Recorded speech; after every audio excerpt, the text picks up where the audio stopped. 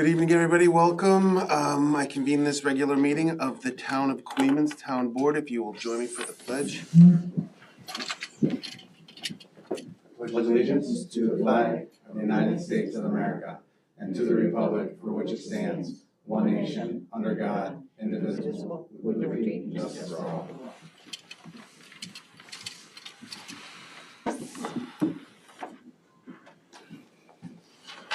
The record reflect that all the members of the board are here.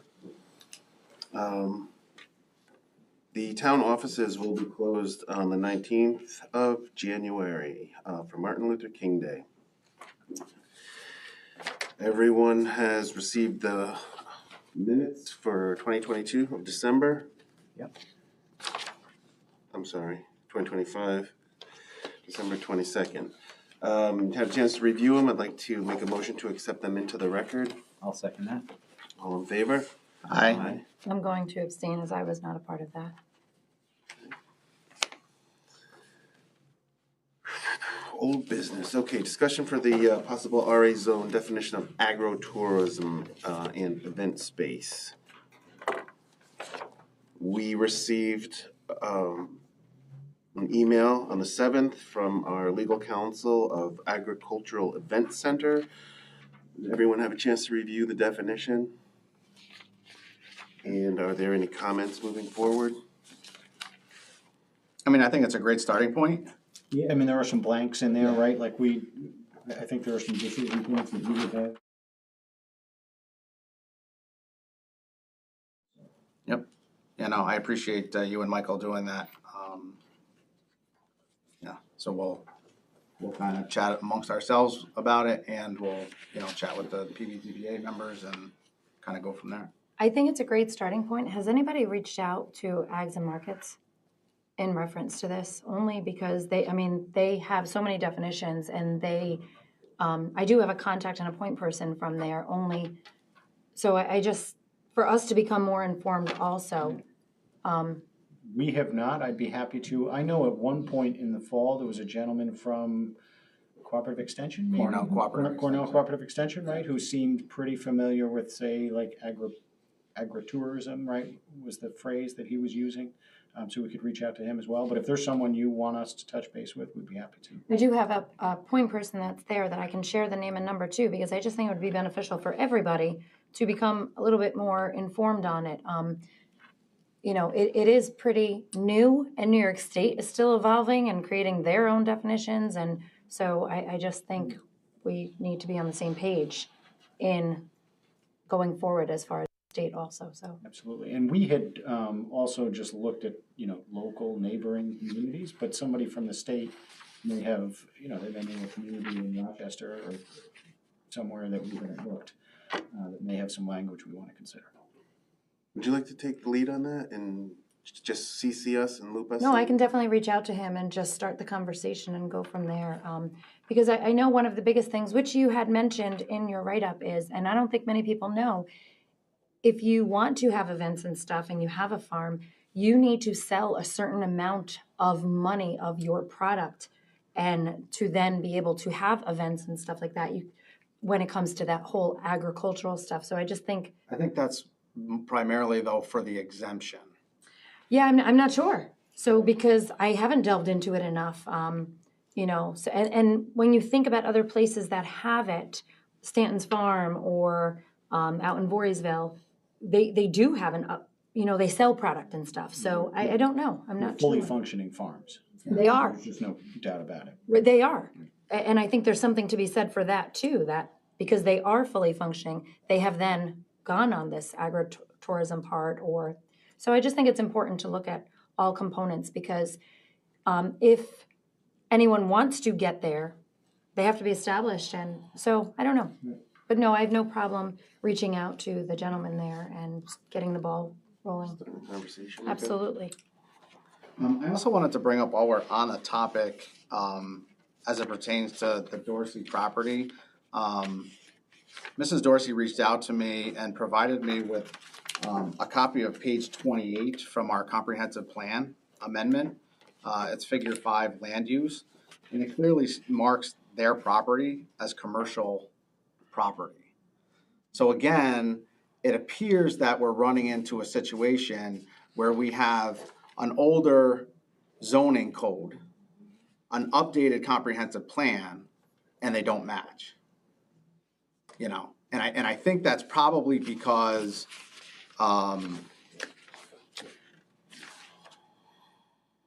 that property, while it's in the RA district, there was some sort of commercial component to it. And I think Mr. McGuire kind of touched on that during one of your board meetings and was speaking about a code that is a part of their assessment. So we just, again, it's something else that we should think about. We have a document that kind of shows that their property is commercial. I'm sure they're paying some sort of commercial-based tax as a result of their assessment. But yet, our zoning code says, no way, no how. So.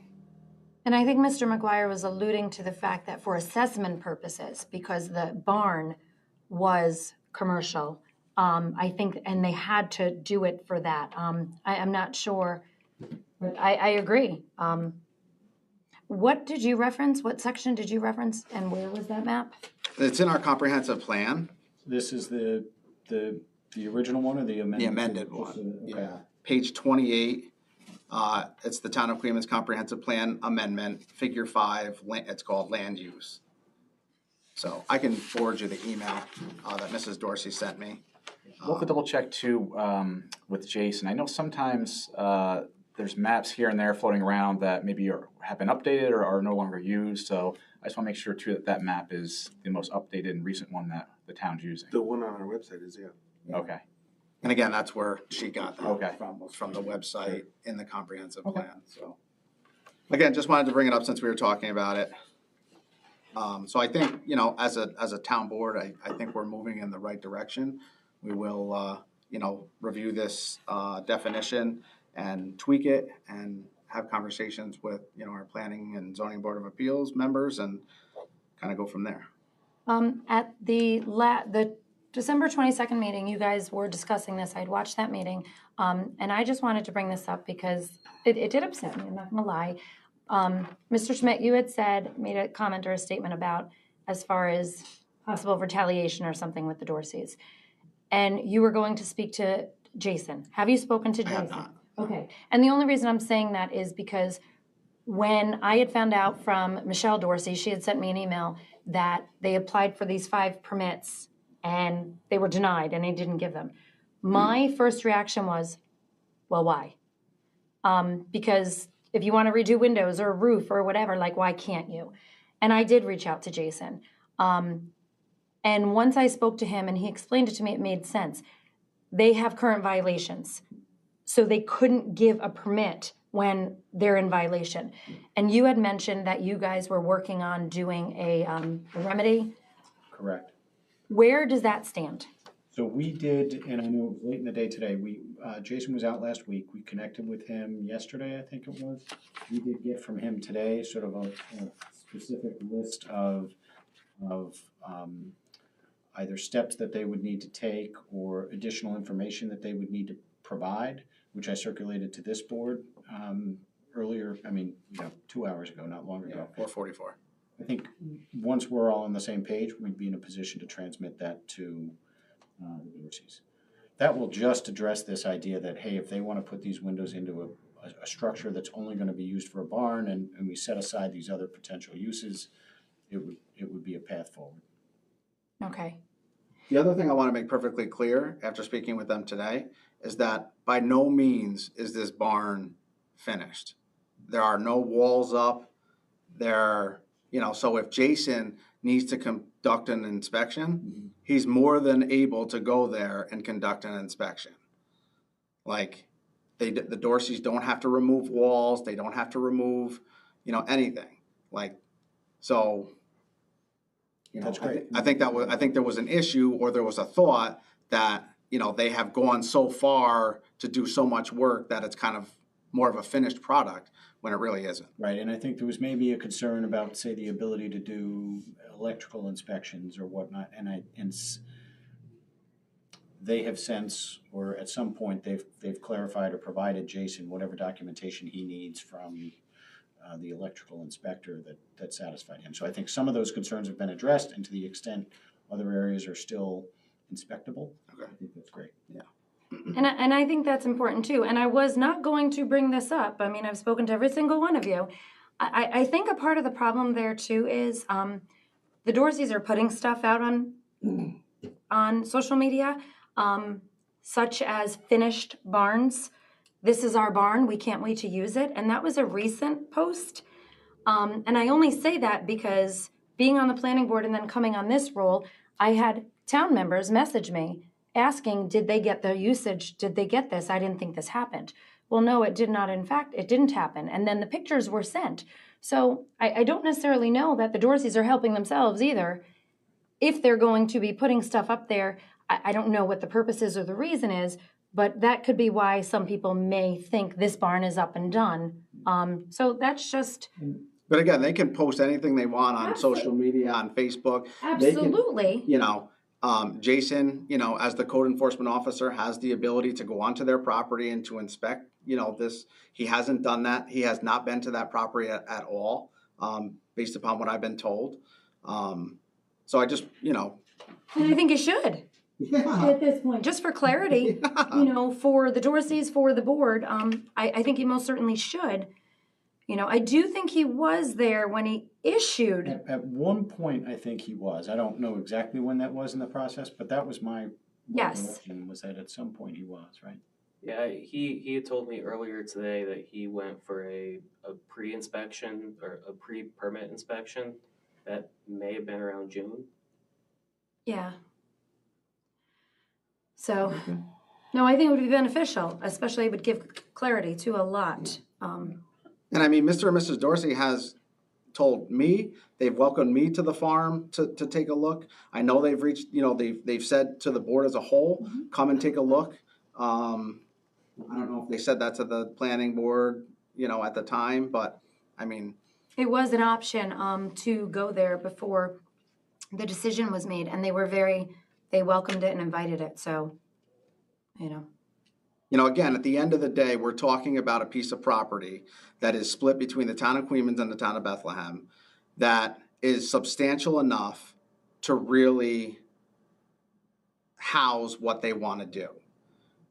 They just have to go through the process, and we, as a town, have to make the determination as to whether we're going to make this happen in our town. They've been to the Planning Zoning Board of Appeals. They appealed Jason's original decision. It was denied.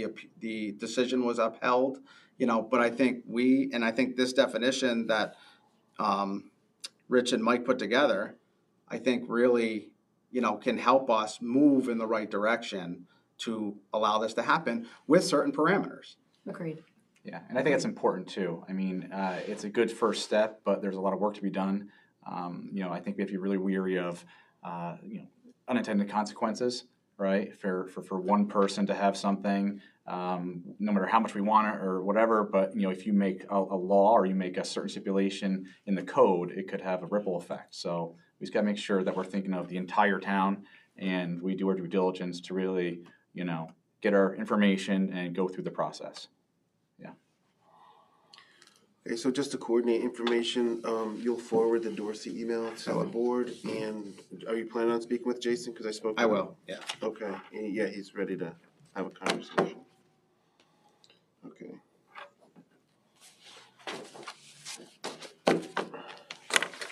Just one other question on this. Is this anything that you would want us to forward on to the planning board ZBA or Ms. Grogan? Is that something you want? I mean, do we want to make this?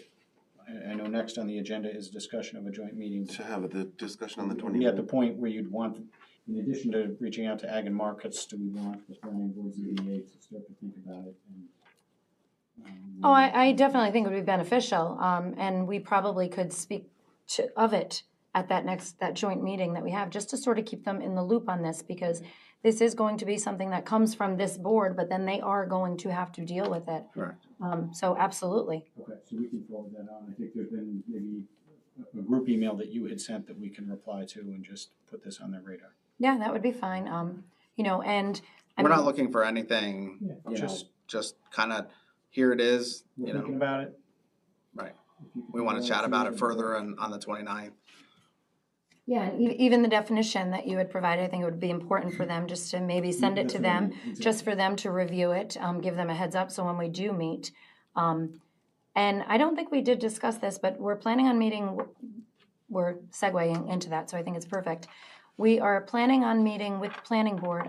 I also think it's important to include and invite Jason also. So just, put that out there. Yeah, this, we've already scheduled this meeting. What's on the, for old business? We reached We don't out. have a motion yet. I think to we've schedule it. we've sort of.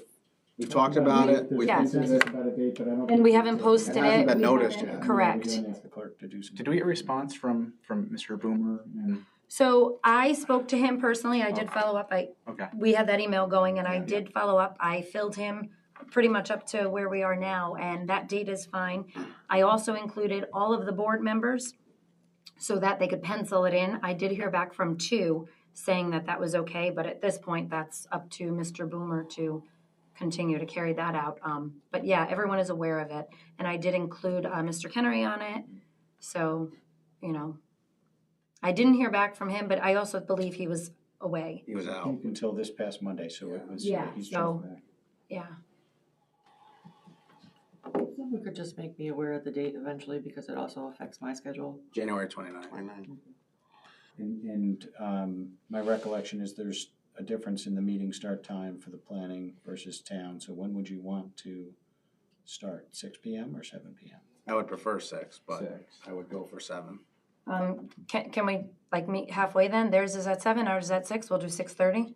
I know some members on that planning board could not do 6, Oh. which is why their meeting is at 7. So That's fine. I That's guess fine. that'd be a good compromise. 6:30. Sure.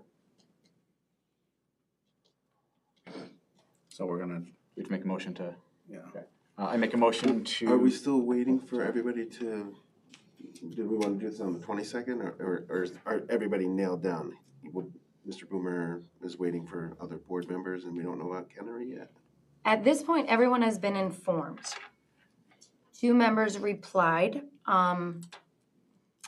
In my experience, not everyone checks their email regularly or is very savvy on it. So they have a meeting on the 15th. Mhm. So I will follow up with, but I think we go ahead and plan it because if we keep putting it off and going back and forth, We can always cancel it if for some Yeah. reason they So- don't have enough, you know. I say we post it. And I will follow up with Nate again to make sure that maybe they can even put it on their agenda as discussion so it doesn't get overlooked. Okay. I make a motion to schedule a joint meeting between the Planning and Zoning Board of Appeals and the Town Board on January 29th at 18 Russell Ave, starting at 6:30. Second?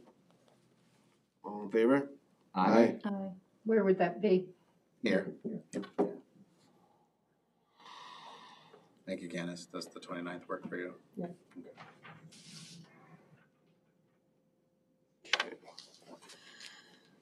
Brings us right to resolutions. So, did we want to talk, I don't see a resolution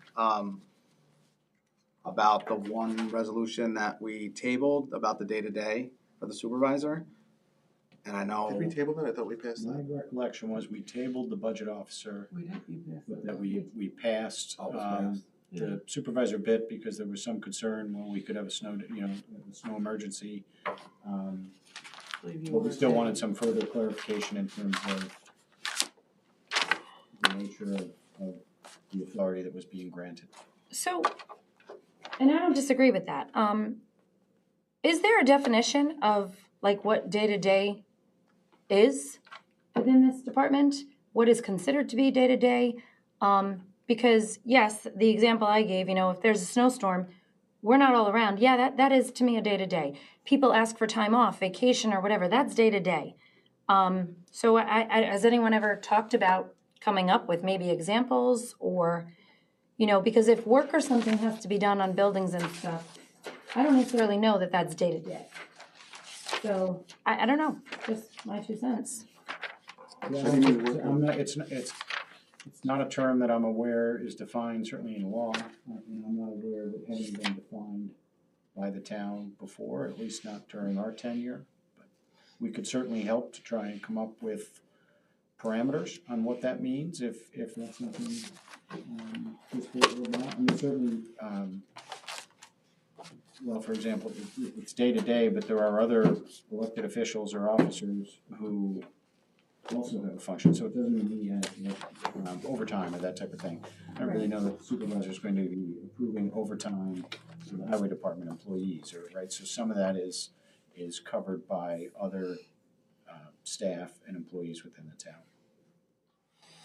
And just from practical experience for the last 2 years, there hasn't been many, I guess if you would call them day-to-day executive decisions, of any consequence, I would say. I mean, it seems a little insane and ludicrous to me that with today's day and age and technology, I mean, quick texting, I don't see, there's no reason why, I mean, we can send messages in 10 seconds. So, I don't know. Yeah, so I went back and looked, and yes, we did pass that day to day, so I apologize. But I would just, I would like to know specifically when, the town office buildings are closing early for inclement weather.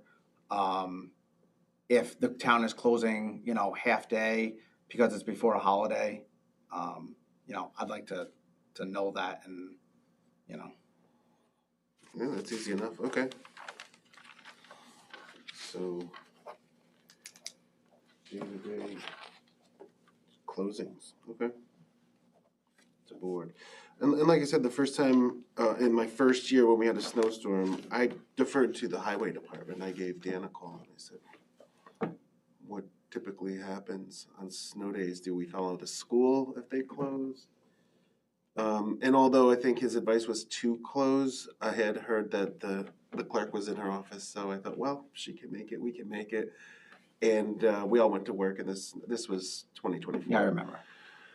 So, yeah, but I will absolutely, and that was a phone call to Dan, but I can absolutely shoot texts out to let you know when I'm having conversations with department heads about closings.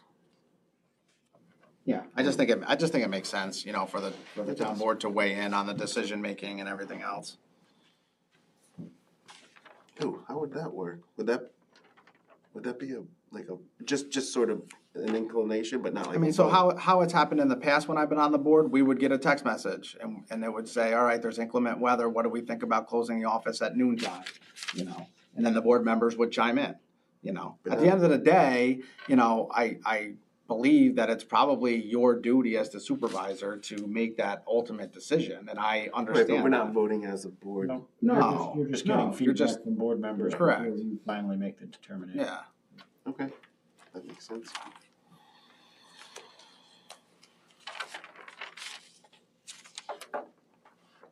Trish, you want us to do the resolutions? I, Councilmember Patricia Grogan, offer the following resolution and move its adoption. Whereas the town board of the town of Queens is desirous of appointing a budget officer whose duties and responsibilities shall be consistent with town law. Now therefore be it resolved that the town board of the town of Queens does hereby appoint Stephen Donnelly as town budget officer at an annual rate of $15,000. This appointment is for a term to expire on December 31st, 2026. I'll second. Discussion? So again, for discussion, we talked about this at the organizational meeting. I firmly believe that this budget officer is part of the supervisor's duties. I have an issue with every time I ask a question with regards to numbers or budget or something. I ask you, supervisor, and you always defer to Regina, the business office manager. So I have a problem, and I struggle with, providing a stipend for a role that is inherently a part of your duties as the town supervisor, and also every time a question comes up, you have a hard time answering. Well, I think what you're doing is you're conflating my statutory responsibility with delegating clerical duties. I think that's where the part that you're missing, the understanding of that. Because, and you had cited a law, at the town law, at the organizational meeting. That was for the day-to-day though, that was Right, chapter 27. in that day-to-day would be collecting and depositing funds, maintaining custody of the funds, distributing funds, and keeping a record. That is the bare minimum of a supervisor's duty. And anything above that, town budget officer wise would be, the distinction would be, for instance, grant management. That absolutely has to do with the budget. The budgets that we go together, the supervisor, my understanding, isn't key to do the responsibility of the business office management's job. He would defer that to her. Like, I don't actually go to the bank and deposit the funds. Yeah, I never said that you should. I don't But think it's that's part of the my town budget statutory officer. responsibilities, is what I'm saying. That's the distinction, is the responsibility and the delegation. I think that's where the confusion is coming in. So tell me what your roles and responsibilities are as the town budget officer. So once again, grant management, that's not, that's over into town budget management. But we have a for grant, instance, we utilize LaBerge and we pay LaBerge for grant once management. again, the statutory responsibilities, but there are hands-on moments where I'm actually, and hundreds of hours in our office are put in administrative work. So coordinating with LaBerge in our legal service in my office, that's way above and beyond the minimum that's in the town law that you're talking about. So there is, and I think you made it very clear legally. I think, did everybody receive the email from Michael? Mm-hmm. That pretty plainly lays it out.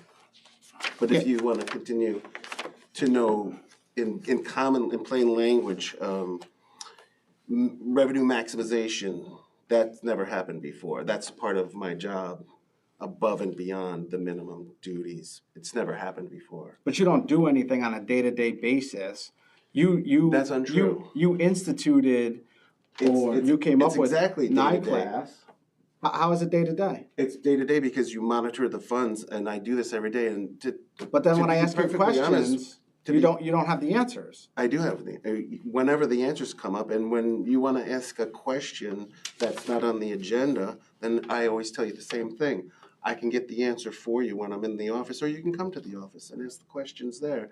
If you really are confused about these things, I'm not confused about Jason, anything. then you can come in and have a conversation. What does that have to do with the town budget officer? That's part of your minimum duties as a board member, is to coordinate I fulfill with the my department heads. duties above and beyond the minimum. Well, I wish you would come in and we could have the conversation fuller. We can have the conversation right here. We are having it, except Correct. there's no files here. As Regina had said before, if you have questions for me, please give them before the meeting, because I'm not going to drag a file cabinet down to the meeting. I'm not going to do that. But you can't even answer simple questions. If you're monitoring stuff day to day, then you should have some sort of ability to recite or talk about things that you do day to day. And you don't. You just defer. I always do, and the reason is this, because there are hundreds of things that are going on in the supervisor's office that had never happened before.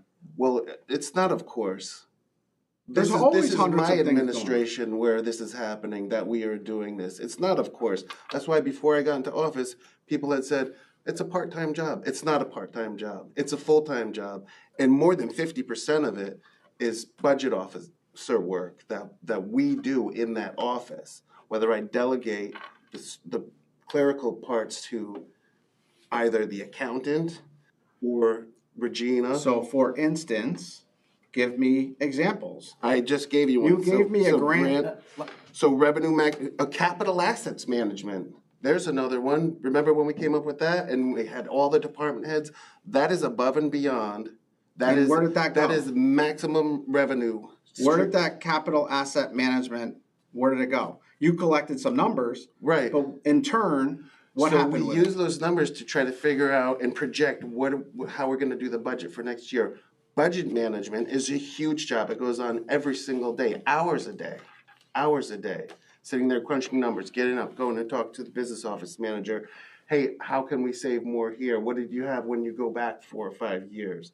This budget is completely different from the ones that came before it. The numbers are different. The formatting is the same. Okay. I'm going to chime in on here because I think I'm sort of the one that planted the seed at the last meeting about this. And I'm going to put out there for the public why this had come out. I received 34 resolutions 36 hours before a meeting. And I shouldn't say one, there were 2 resolutions that were glaring to me. And one was for the town supervisor to receive an additional $15,000. And another one was for the highway department. So I questioned it. And I got a response from Mr. Stott that the reason that because you do some of these duties, and that the reason why the highway department got it was because they closed the parks department. They eliminated a position, so it saved money there. So someone had to take care of the parks and all of that. So they felt, let's pay someone else. So I have to say the amount of hours that I've spent researching this, amongst other things, I am blown away. So, Mr. Riley, you said historically speaking, for as long as you've been on this board, that this is the way it's been. That's only 2 years. Yes. Well, I said that at the last meeting too. I mean, people say historically, it makes it seem like it's been years. So I did my research. And yeah, there is history on here. Historically speaking, back in 2014, I believe, is the first time this ever came about. And it wasn't well viewed by the town then because the supervisor gets hired to do a job. And it was front page of the Times-Union article that the supervisor found a loophole to give himself more money, $15,000 more. At that time, the supervisor made $30,000, and then they got $15,000, which I find it ironic now that it puts it to the salary that $45,000, which is what the supervisor's salary is now, because after those 2 years, it went away. The people in the town had spoke out. They didn't think that was okay. And then when I did some more history from 2000, I want to say 17, 18, 19, the salary was at that $45,000. And then we had another supervisor come in who said, I'm not a full-time supervisor. And that supervisor actually brought their salary down to $30,000 to save the taxpayers money. And that went status quo for a couple of years. And all of this is public record. And then I am going to put this out there. And then Mr. McHugh came back as supervisor and reinstated this. So this has only been in for your 2 years and 2 years prior to that. And again, if you look at the history of it, Mr. Supervisor McHugh at the time gave himself $7,000, and then he increased it the following year, I think, to $7,500, or maybe it was $7,500, and then he increased it to $10,000, and then it went to $15,000. Hence, where so now we have a salary of $45,000. Let's add $15,000 more. Now we have a salary of $60,000 technically, because if the public is going to know, the supervisor's salary on paper is $45,000, and now you add 15, you're still getting a salary of $60,000. I don't care how you spin it. A stipend is a stipend. When I get my annual statement, that salary is how much I made. Doesn't matter how I made it, it's there. So I was not happy with all of this because there's not a concrete answer. Mr. Riley, you gave us an answer, which still, New York State is so screwed up in their definitions because one definition contradicts the next definition. And the reason for that is New York State town law, here's the town law manual with all of the things.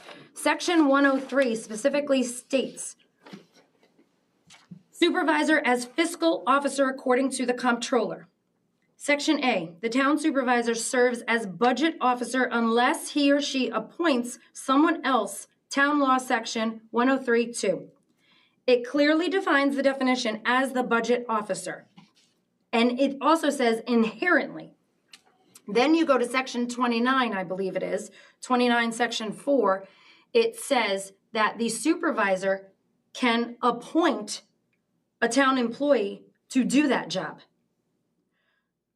Well, my interpretation is You don't appoint yourself. A town employee would be, we have Regina doing that.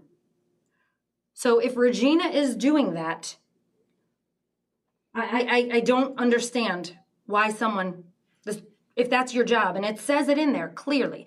Now, I called the comptroller's office, sent them an email, and I got an answer. Good morning, Patricia. Yes, generally, the town supervisor is the CEO and CFO of the town. However, most supervisors hire a bookkeeper or other financial person, depending on the type of the town, to manage the day-to-day financial operations. And you are right, there is nothing that I'm aware of that prohibits the town board from paying the supervisor an additional stipend if you so choose, but it should be vetted and approved by board resolution and included in minutes budgets for all residents and taxpayers to see for transparency. The woman's name is Kim. I have her name and number. I called her. And she agrees. Section 103 and 29 contradict themselves. And she said, she said, welcome to the club and sit back and enjoy the ride, because you're going to find that happens often. Not surprised. With that said, my interpretation is no. It clearly states that you are the CFO. You definitely work with the budget. And you also have someone else that's assisting and helping the budget who's also getting paid. So, no, I don't think that it belongs a stipend. If we want, your salary has not gone up in years. I will not discredit that. So if we want to sit here and talk about negotiating your salary to maybe bring it up, because you are working full-time. And I think that that was fair and commendable for the supervisor who reduced his salary because he was working part-time. And I think that's commendable. Same note, I want to commend you for not taking the extra $3,500. I think it's commendable when we're looking to save the town money. That's where I stand on this. I don't think that a supervisor should get paid more for that. Stipends are for when you're doing something above and beyond your job. But chief fiscal officer, yeah, I think that also includes trying to find money through grants for your town. That's just my interpretation. So I don't know if we want to vote on this, that's fine. I think you clearly know where I'm going to stand, but I'm not against talking about, and Mr. Riley, we're able to do that because I know you had mentioned about how the board, but I also know that our budget has passed. Right. But if we're not giving him this $15,000, there is money. I don't know how that works. So from a financial perspective, I suppose there would be money in the budget. I would need to take a quick look at the ability to adjust upwards an elected official's salary after the budget has been publicized and approved, prior to the next budget being publicized and approved. I think that there may be some constraints there, but I'll need to confirm that. I don't want to just speak off the cuff. I just think it's borderline shady, and because it's one way for a supervisor to get more money without the public really knowing. You didn't do this. You walked into this 2 years ago and just continued the status quo. So, and with that said, I recognize the fact that this supervisor's salary has been stagnant, I guess. It's been at that same. So I'm not opposed to having that discussion, and I would greatly appreciate, because my goal was not to come on this board and take money away from you. That was not my goal. But I ran for office because my 4 years on that planning board, I saw stuff that was not okay. And that's why I decided to run here. I don't think this is okay. Well, I'll say a couple things, if you don't mind. I appreciate all the information. Thank you, Trish, for looking into that kind of stuff. But again, this is the first time that since 2014 that I would say a board member brought it up, and that's fine. We should surely bring things up if they bother us. I brought it up last year when I voted no for the town budget officer last year. But the 2 years before that, you didn't say anything, right? No. Okay.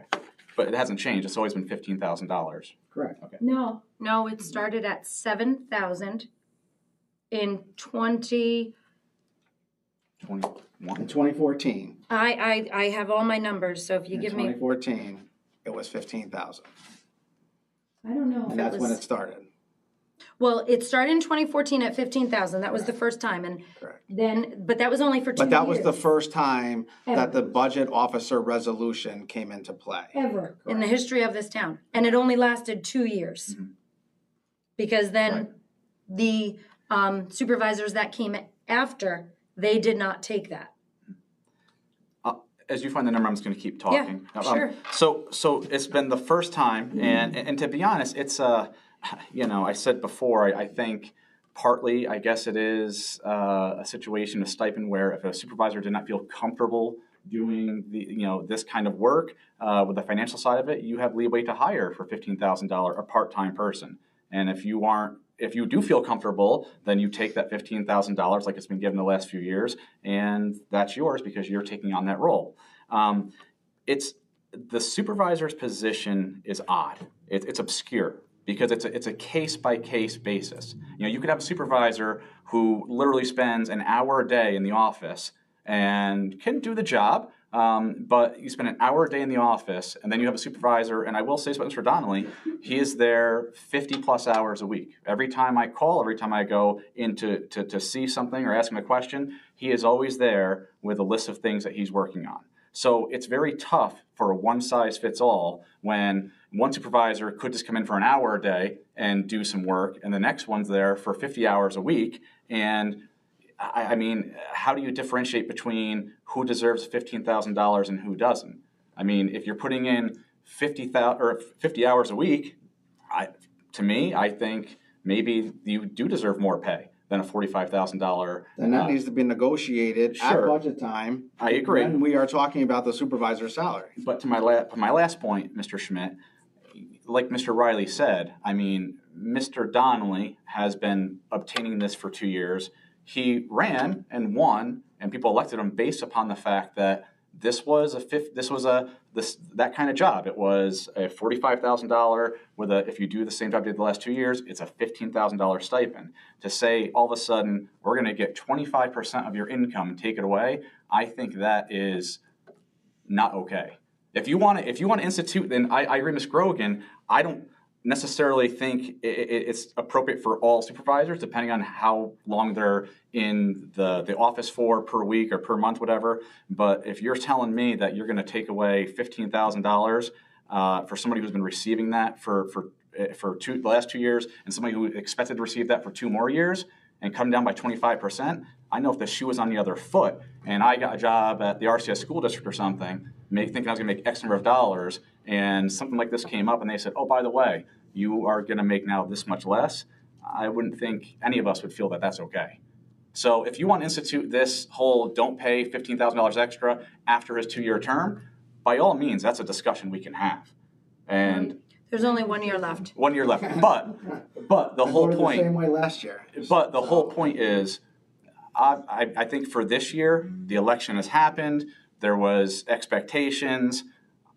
For this year, you want to change it next year, and you want to sort of make that motion to change it next year, we can go down that road. But I think by all means, this year, this gets passed and it gets paid. It's the expectation. I think that's only fair. Can I say something? As a taxpayer, I did not know he was making $60,000. If I looked at the budget, I'd see his salary as $45,000. Okay? The other question, do we have a bookkeeper? Yeah, she's not comfortable. I talked to her about that, being budget officer. And also to your point, just to once again, But isn't that the bookkeeper? not conflate my statutory duties with clerical, like Dan's $15,000 for parks. He doesn't actually go mow the lawns. He delegates the responsibility. That's how I saw and see the town budget officer as having a strategic plan. And that plan has been working for Queens. The tax levy hasn't went up in 2 years. We increased the police department from $700,000 to $1 million without taxes going up. We purchased new town offices without the tax levy going up. We renovated those town Well, you also offices. came into office with a surplus of money, which helps, so. There was not a surplus of money. When you, and this is the budget plan. When you put budget lines So in you didn't for come into $30,000, we found several of those budget lines with $30,000 that were never used. When you have a budget plan that hides money in order to build, and it's not illegal to build your fund balance, go ahead, do that. But that's not a budget plan. Did you come into office with a $4 million fund balance or not? Yes, and then we Okay. invested that $4 million. Right. I'm not And saying- we made this I'm town just saying- $300,000. That's never been done before. You were able to, we as That's a board. never been done before. That's budget planning. That's what I did when I came into office. That's what you're gonna do when you go down to New York. And that's why I said on organizational day, because I don't wanna go down to New York and to do that. But when I went down there, you don't know what you're walking into. I just happened to have Ben Seiden down there when I was looking for a cup of coffee at 6 o'clock in the morning, and he gave me his wealth of experience. And I think that you're gonna need somebody to show you which classrooms to go to, what's gonna be most valuable to you in your first year here. That's above and beyond the minimum duties of a town supervisor. And that's why I said, well, I'm gonna throw my hat in the ring, because going down to New York City for the first time to go to AOT conference is overwhelming. And these are the things that you're gonna have to learn. And that's why I encourage every board member to go to these trainings. This is not an easy job. Nobody said it was and easy. Yeah, I've actually heard people say that it's Well, a that's never part-time, come out easy of my, job. that's never And come out of my these- mouth. And this budget that we have fine-tuned from last year's, which was a huge lift. I mean, I don't even want to drag a file cabinet down here of the things that I had to learn from Regina, from Linda Ziegler, who's been here for 30 years, everybody that was here before me. People say, "Oh, what did it take? 2 years to get up to speed?" It took 6 months, 3 months to realize that this budget was the original budget was completely mismanaged, and then 3 more months to learn that the departments weren't really paying attention. And when you go to AOT, the first thing that they ask you when they look out is, how many people are town board members? And you always get a smattering of hands. So they want town board members to go. Every town board member should be a liaison and understand if you're a liaison to the sewer, you should understand their budget completely. If you're a liaison to the highway, you should understand their budget completely. When the first thing that we purchased, $350,000 snowplow truck, and then you were like, why can't we just buy that? I don't like to go into debt. Municipal corporations run on debt. We're designed for that. We're designed to go for grants. You want to spend 30 years saving money to fix the wastewater treatment plant? I mean, that project should have been done 25 years ago. Wasn't. And no, it wasn't. That's what we're doing. Okay. Again, I'll stick to my position that if we want to look at this and change it for next year, that's one thing. But this has already been budgeted. This has already been under the premise that this was going to be a salary for somebody who was elected. I think taking that away, 25% of your income when you were expecting it, I think that's not right. Well, I voted no last year, so this is no surprise to 3 members on this board. And Mike, and I said that to you, like, that was not my intention. But just because something has been doesn't mean you just keep going because that's how it was. And to pull those numbers, I was only able to go back as far as 2010. So 10, 11, 12, there was no stipend. 13, 14, 15, I could not find the minutes on the website. They were not there. But then I did find out that this began in 2014. So 14 and 15 is when this $15,000 went. 16 through 16, 17, 18, there was no stipend. 2019, it was 7,000. 2020, it was 7,500. 2021, it was 10,000. 2022 till present, it's $15,000. Now, as I stated, my reason for running and getting on here is because I didn't agree with it then, and I don't agree with it now.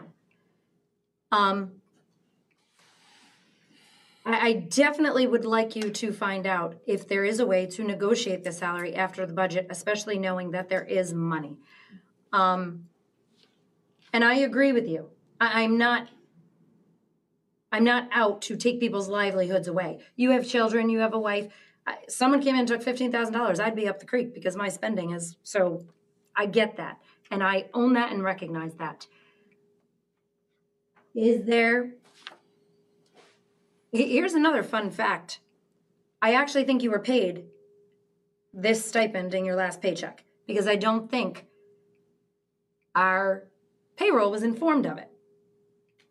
I do think that would have been your job to inform her. I don't think she was informed, so I do think you got paid I last. did inform her. I said, you need to remove this, omit this budget. But I think it was officer after. line." I think it was after. It was right after the meeting. It was Friday morning. So I don't know, but either way, so you were paid that, so he didn't lose at that one, and I do Well, agree if it's with not you. approved, it's gotta be paid. Well, that's a whole nother issue, but either way.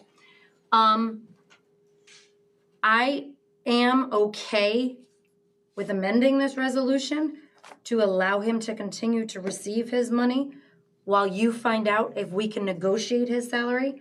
So I'm okay with extending this for a month.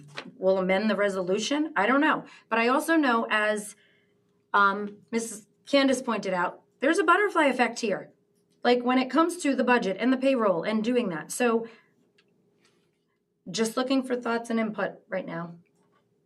You know where I stand. I do. so that It's doesn't not change. fair to the town people because when you go to Google and you Google town supervisor of Queeman's salary, it says $45,000. Right. That is misleading. It is sort of a loophole to get more money. It's not fair. Without the public being totally aware. Right. So Because the difference between the budget and all of our salaries being posted and noticed and in the paper and a resolution, this is what we have in the audience tonight. There may be 10 or 15 people watching on YouTube. There may be another 10 or 15 that watch it throughout the course of the next couple of weeks before our next meeting.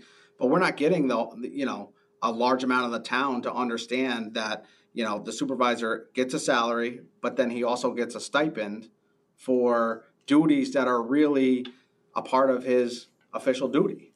Should there be, this is where it gets great, right? Should there be a stipulation in the payment for the supervisor if you're a full-time or a part-time supervisor? Again, that's up to the board to decide, but the time to do that is during budget season. Right, but the time to, sort of go through this was we accounted for, this is supervisor's budget in the 2025-26 budget.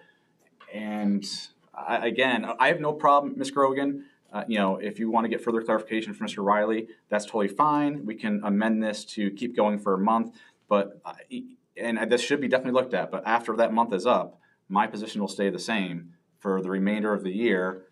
It was under the premise that this would happen. It's happened in the past, and to take away 25% of somebody's income who was expecting it, because that's the job they've been doing for the last 2 years, I don't think is right.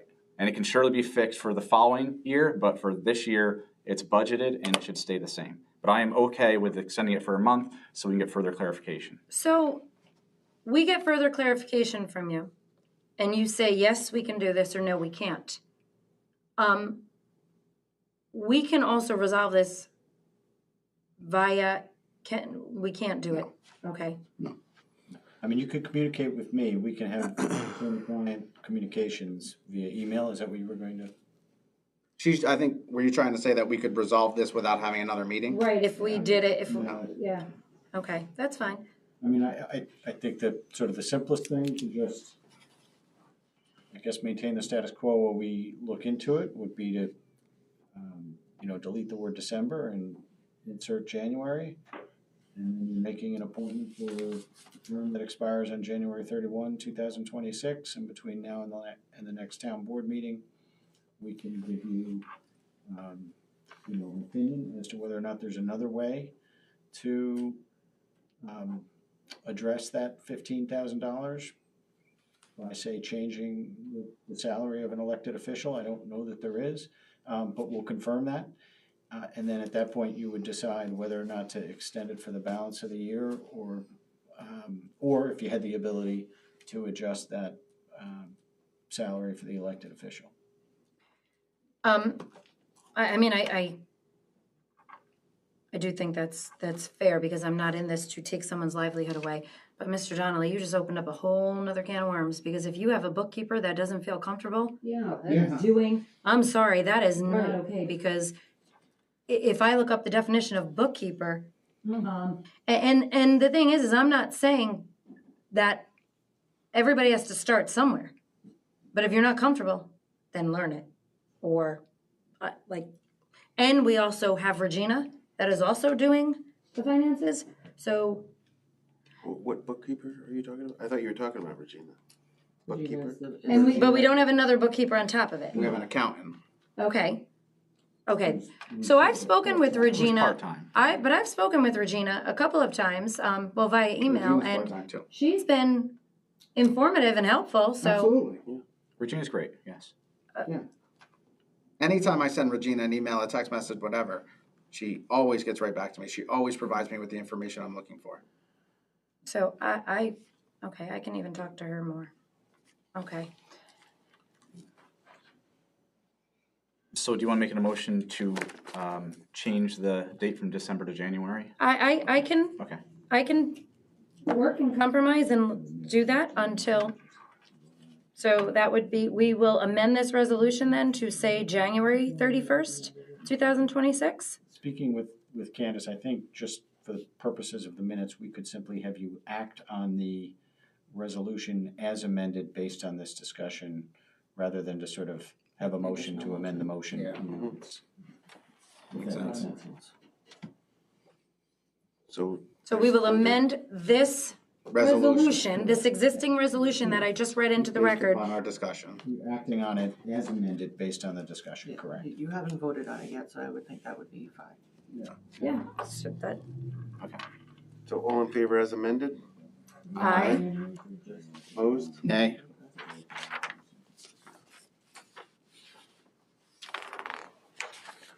Motion carries. I, Councilmember Stott, offering the following resolution and its adoption.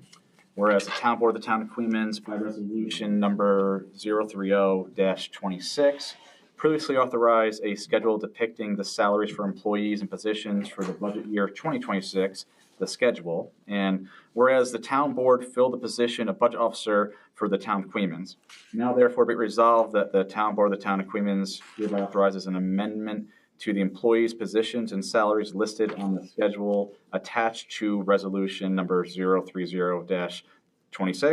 Such updated schedule is attached hereto and made a part hereof, and shall supersede the schedule attached to resolution number 030-26. So we're not doing, it's not amending. Oh, is this the one that has the You have omission? to. No, this No. is for 2026, and at the organizational meeting, we omitted the reference to budget officer. Now that you're making an appointment to that For a position month. for a month, I would recommend that you Okay. act on this resolution. To the extent at the end of this month, that position then becomes vacant, then nobody would be entitled to the salary, just like if any individual resigned from a board or did something else, the salary schedule wouldn't dictate that they continue to get paid. A second. So for discussion, we're gonna make the budget officer 2 annual payments for right now? To cover 2 pay periods in January? May have to do 3 because the last pay period. Was elected in officials January 1st. kind of run on a different pay period than an hourly person, so it started before January 1st, and technically we got second 16/30, so there's 3 pay periods. So there's 3 in pay January. periods in January. So I'd make 3. So that's gotta be amended, instead of 26, that has to be So- 3. That's a whole nother issue. Yeah, I don't know if there's any, I don't think it's worth it right now, and I don't know if that's something we can correct. Okay. But based upon this discussion and based upon where we are and based upon the fact that we have a resolution that appoints Mr. Donnelly as the town budget officer for the month of January, we should amend this to 3. 3 payments of $576.92 as the budget officer.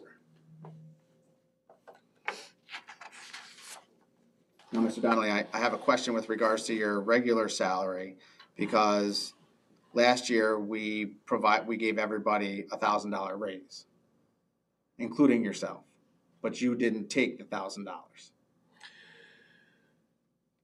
So Yeah, we had a discussion about that. now for 2026, your salary is $1,769.23 for 26 pay periods, which would be $46,000.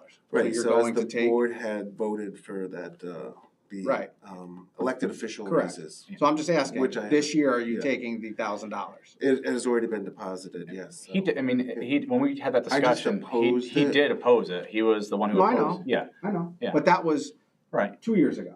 Right. We didn't have that discussion at the last budget meeting, before the budget was passed. So I'm just, for the record, just saying, are you going to take the $1,000 this It year? already has been, yes. Okay. Listen, I know you said it's a discussion for another thing, but my brain still does not comprehend that.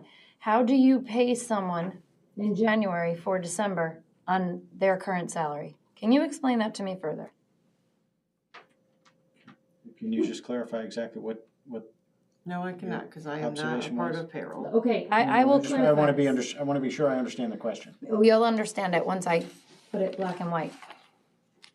The pay period ran from December, I'll pull the email because this affected me. And again, the one thing you'll get with me is when it comes to money, it'll be Did- nothing but honest. Did And payroll reach out? I asked her to reach out. payroll did to you. reach out, She but did? my brain Okay. is still not comprehending it. So someone may need to explain this to me.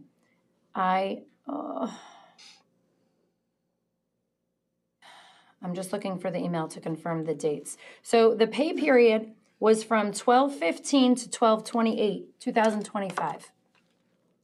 During that time frame, I was the planning board chair. I just got a paycheck on January 2nd for this. My brain doesn't comprehend that. Because if the pay period, it was in December, Yeah, I should have been paid for chairwoman, not this. Because this would have been in the pay period.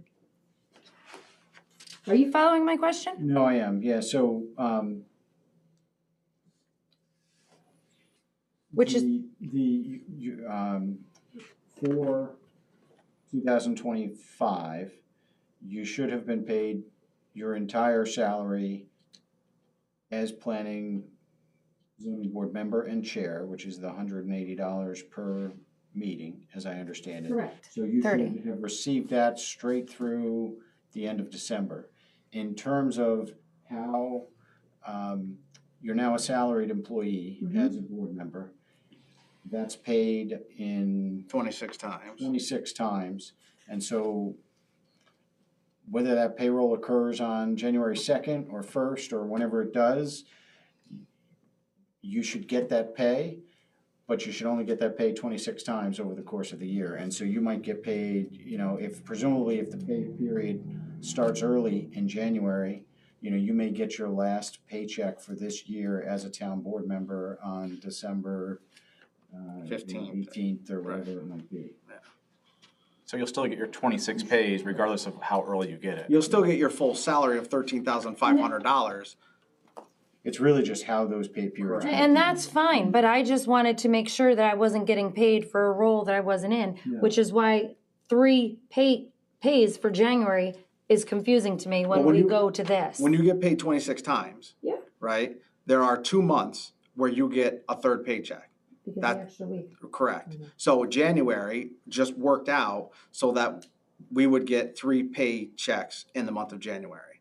So because we have the resolution Right. for the month of January, he would have gotten 3 pays. I do believe payroll had said to me, and please check with payroll, that there is going to be a law change in 2027, which will, I think, make elected officials have 27 pay periods as opposed to like hourly having 26. Okay. And that kind of sorts us out, but please check with her Okay. about that. And some of that can vary year to year. I mean, I know with our firm, we've dealt with the fact that I think 2025, there were just based on when our payroll date is, right? There were 26 payroll dates. I think in 2026, there'll be 27.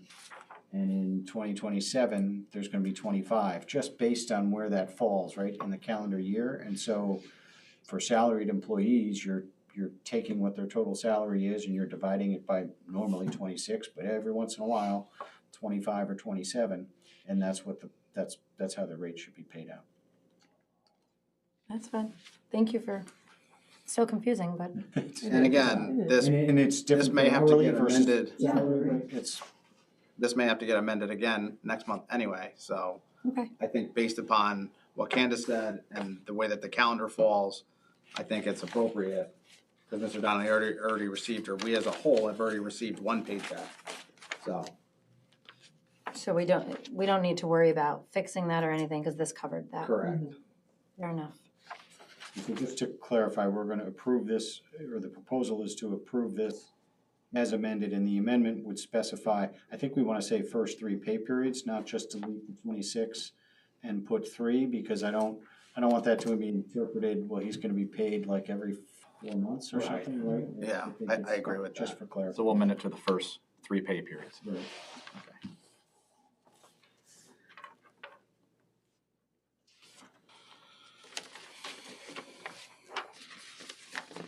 I don't think we have a second yet on the resolution. Second. Any further discussion? Hearing none, all in favor? Aye. Motion carries. The Supervisor Donnelly offered the following resolution and moved its adoption. Whereas the town of Queens wishes to retain the services of an attorney to render legal advice to the town board through December 31st, 2026.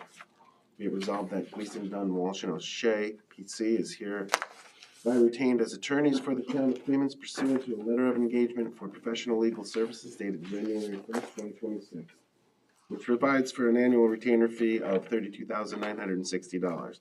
The town supervisor is hereby authorized to execute said agreement. I'll second that. So just for discussion, Mr. Riley, in the first paragraph of your retainer agreement, it says the term of the retainer shall renew for additional 1-year periods on the expiration of that term, provided that either party may terminate this agreement with or without cause 30 days written notice. So for an additional year, you're based upon the resolution, it's 1 year. It's Yeah. January 1st to December 31st. So regardless of whether we give you 30 days notice or not, we don't have to renew. Correct, your- correct. Well, it means that on March 1st, you guys can say, hey, you know what? I think we wanna go in a different direction, and Yeah. and we do that. Yeah, I just want to make sure that we're not locked into an additional 1-year period. Okay. For discussion, the only other thing that I really want to, and, you know, I do appreciate you and I do appreciate Mike. I think you guys do a good job for us. I spoke a little bit at the organizational meeting about some of my concerns. We really have to, from a board perspective, figure out how we can stick within the $80,000 budgeted amount. I realize that we've had things come up over the last couple of years that have necessitated, you know, your expertise and you to go outside of your retainer agreement. But like for 2025, we budgeted $80,000, and as of November 30th, we're already at $124,090.69. So we're already, you know, $44,000 over what we budgeted. Similar with 2024. Now, the difference with 2024 is that, you know, the budget was created prior to Mr. Donnelly coming in. So Mr. Donnelly was dealing with a budget that he didn't create. We had a new town attorney come on board. You know, that year we were budgeted at $54,960 and we spent $100,832.81. So I'm trying to figure out how we can possibly stick, you know, to the budgeted amount as best we can. And, you know, I don't really know. I'm hoping the board has some comment and some ideas. Yeah, I Yeah. mean, I think some of the, at your suggestion, we've tried to break down sort of the tasks by different categories. Several of those I think are going to be non-recurring, right? Like there were some significant hours associated with the various grants last summer. There were some significant hours associated with the finalization of the acquisition of 9W and then the bidding and the contracts and the whatnot. So those are all non-reoccurring. We can also continue to try and increase our communication just so that you're all in the loop on the inquiries that we get. I mean, some of the requests that we get are from this board.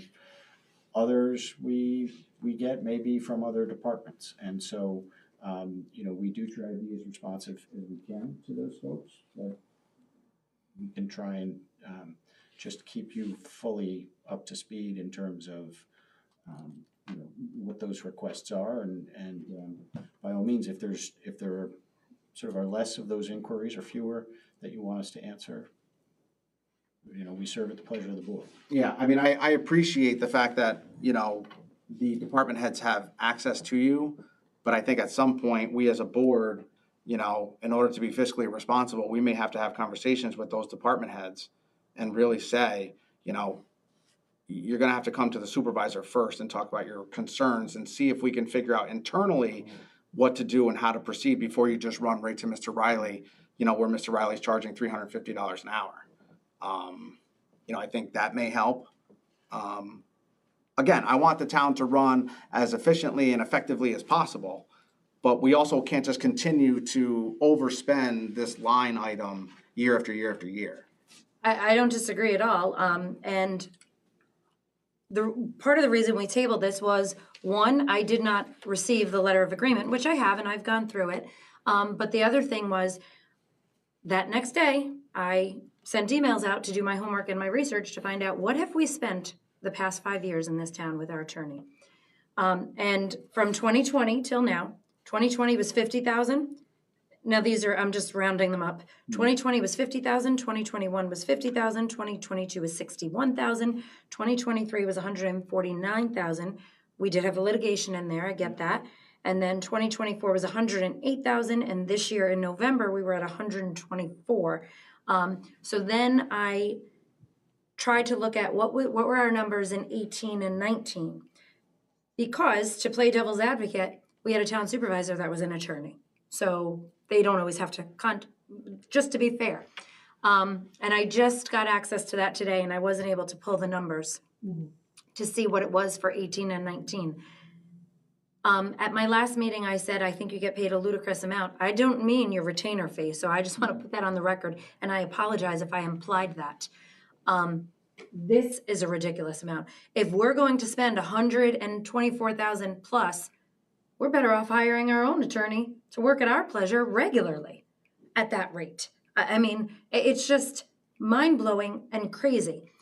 Steve, I love your idea. Maybe department heads have to be put on a title leash per se. I don't know, as far as reaching out. I also asked for the numbers of the planning board, and I get it, they're two different beasts. Yeah. But the fee that the attorney that I worked with on the planning board was $12,000 a year. I never went over budget, sometimes under budget. And I did have a litigation involved that kept coming back to us and the attorney had to work on. We also had a new attorney that came in and spent countless hours trying to be brought up to par in that litigation. So I don't know. We just really need to be more mindful because these numbers are high, very high. So I did have reservation I do have reservations on going forward because we can't keep spending this kind of money. And from the emails that I've been sitting in already, I do think that we as a board need to try to figure out some of the stuff on our own first also. And perfect case in point, your office looking up a definition for agritourism. I don't think any of us even started that or did that. So maybe to cut out on the work, that is something that we as a board, we can do our own research and then present it just to cut out some, I don't know, I'm just, I think that's appropriate. I think it's a good idea, Ms. Grogan. Yeah, I agree. You know, we have $80,000 budget. We should be as close as we can to that. And listen, every board has shrapnel, right? Every board is going to have at the next year things that carry over somewhat. But again, in the last 2 years, some of those numbers are very high because we had some important things that were carried over from previous boards. You know, the Nolan assessment agreement, the long energy issue, the 9W offices, the Fast New York grant, the CDBG. Like, you know, so out of those 5 things that are pretty legal intense, I think 4 out of those 5 were things carried over. So the only thing that of the big ticket items, and again, there's more than just that, but these are things that stuck out to in my brain. Like, you know, hopefully we don't have to deal with many of those anymore. They're done and over with. We've solved those, and there's always going to be new things, obviously. And I just think, you know, best practice from here on out, like Mr. Schmidt said, you know, try to watch it as much as we can and communicate better.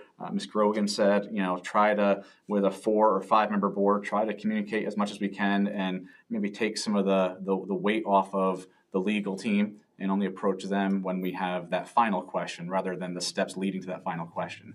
But yeah, and I know Ms. Grogan, you've probably already seen him. I know you have, but you know, Mr. Riley does a good job, I think, and Michael, with giving us, you know, in the vouchers, the sheet of this is what was covered under retainer and this is what was not and how much time and hours it added up to be. So I appreciate you guys going the extra step to do that. And on any of those, if you get them in the future and there's a question, I mean, by all means, you know, tell us. You know, we don't argue with clients over bills. I mean, that sort of the numbers are what they are. I agree they can add up to numbers that are you know, tough to process. But we're always willing to have that conversation. you're not gonna charge extra for that. I guess to that point though, Mr. Riley, is looking at 2025. So your retainer was $32,960. I believe that was also for 2025 as well. So I that's don't think that's changed since Right. we've been here. I don't know what it was before, but so that's $2,746.67 a month for the town attorney retainer. Yeah. But in November, it looks like you charged $10,092 yeah, I've for your actually retainer. I reached out. So as part of these discussions, I reached out to the supervisor on that. The way our billing system works is I get the drafts of the bills. I confirm that everything is in sort of the right, it's being added to the correct bill. I then send it to the billing office and they send out a bill. For the retainer bill, that amount is supposed to get reduced to the 2,900, whatever it was. 2746. For the other bills, they would go out based on what the hourly rates are. For a reason I have no idea why it happened. You know, for the first 23 times, it was reduced correctly. In that instance, it was not. So I did put a call into the supervisor. I don't know if your preference is that we cut the check back or if we Just credit reduce us. it Where we landed. going forward. We'll do it however you prefer. Okay. So that was an error then. Absolutely. No, there was a total error. That'll give you a sense of how much, like, for example, we'll have Michael here at all the meetings on the retainer or under the retainer, just because I think it puts him in a better position to answer some of these other inquiries. And his rate, frankly, is much lower than mine. And so, but that'll give you a sense of like how much time we're putting under that file. But it's always, you know, the agreement is it gets reduced from that 10 or whatever that number would be to the 2,900. Okay. And that Regina messaged me today when I reached out for something else, and she said that we were getting a $7,000 credit. And that is what you're speaking? Yes, correct. Okay. So we'll process that however you want it. It's either, you know, we can, if say the accountant, if it's easier for the accountant to just get the check back so that you can close the 2025 books, we're happy to do that. If you want us to simply, you know, zero out the retainer for the next however many months it is, we're happy to do that as well, however you guys prefer. I think, you know, Mr. Donald, if you could ask Regina and talk with Sarah and see what they prefer, what's best for the books, I guess. We did talk about it. Okay. I think we landed on just a check. A check.